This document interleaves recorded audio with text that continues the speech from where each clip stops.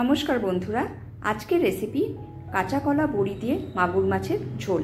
আমরা জানি মাগুর মাছ খুবই স্বাস্থ্যকর একটি মাছ। তো আজকে এই রেসিপিটি আমি কাঁচা কলা এবং বড়ি দিয়ে রান্না করেছি। বাড়ির সকলের খুব পছন্দ হয়েছে। চলুন দেখে নিই এই মাছটি আমি আজকে কিভাবে রান্না করলাম।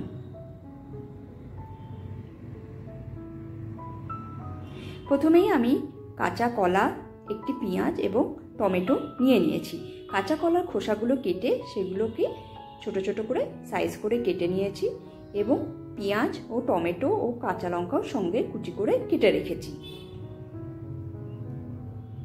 এরপর মাগুর মাছগুলো খুব ভালো করে পরিষ্কার করে ধুয়ে নিয়ে তাতে নুন এবং হলুদ মাখিয়ে মিনিট 10 রেখে দিলাম।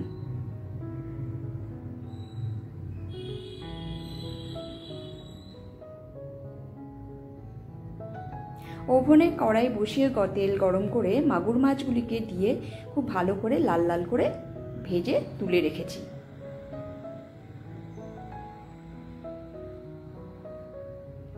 ওই কড়াইতে আর একটু তেল দিয়ে তাতে বড়িগুলো লাল করে ভেজে তুলে নিয়েছি।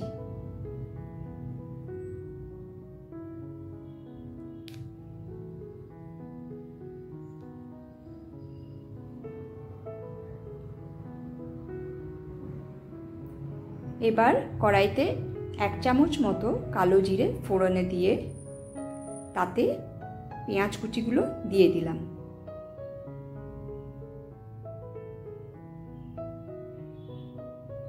পেঁয়াজগুলো একটু কড়াইয়ে সাইড করে রাখলাম। এরপর কাটা কাঁচা কলাগুলো কড়াইয়ের অন্য সাইডে দিয়ে দিলাম। এরপর নুন, হলুদ, পেঁয়াজ এবং কাঁচা কলাগুলোর উপর একটু ছড়িয়ে দিলাম।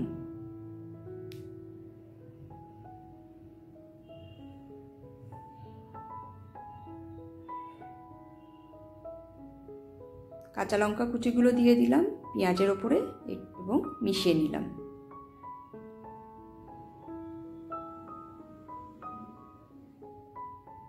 এক চামচ আদা রসুনের পেস্ট পেঁয়াজের সঙ্গে মিশিয়ে নিলাম।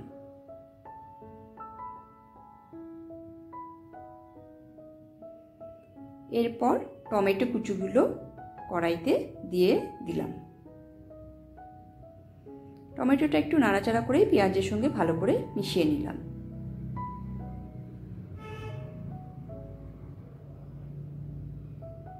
এরপর আমি 2 চামচ মতো জিরে বেটে সেইটি পেঁয়াজের সঙ্গে মিশিয়ে নিলাম।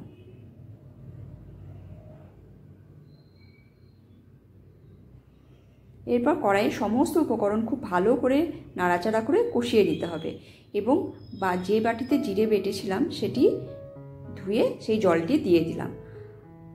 এইভাবে কড়াইটি ক্রমাগত নাড়াচাড়া করে মোটামুটি 5 মিনিট মতো কষিয়ে নেব। অল্প ঢাকা দিয়ে দেব যাতে কলাগুলি হালকা সেদ্ধ হয়ে যাবে। এরপর খুব ভালো করে নাড়াচাড়া করে নিলে দেখা যাবে মশলা থেকে তেল বেরিয়ে আসছে। এই অবস্থায় আমাদের কষানো হয়ে গেছে। পরিমাণ মতো ঝোলের জন্য জল দিয়ে দেব। ঝোল একটু ফুটতে দেব। ঝোল ফুটে উঠলে তাতে ভেজে রাখা মাছগুলো ডুবিয়ে দেব।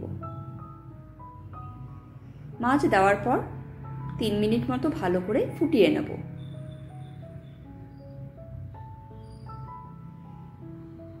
এরপর ভেজে রাখা বড়িগুলো ঝোলের ওপর দিয়ে আরও মিনিট 2 ফুটিয়ে নেব।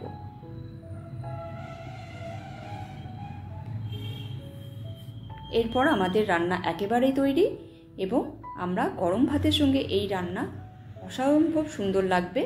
আশা করি আপনাদের আজকের রেসিপি খুব ভালো লেগেছে। আমার চ্যানেলটি প্লিজ সাবস্ক্রাইব করবেন, বন্ধুবান্ধবদের শেয়ার করবেন এবং লাইক ও কমেন্ট করবেন। যদি রেসিপিটি ভালো লেগে থাকে নিশ্চয়ই পাশে থাকবেন।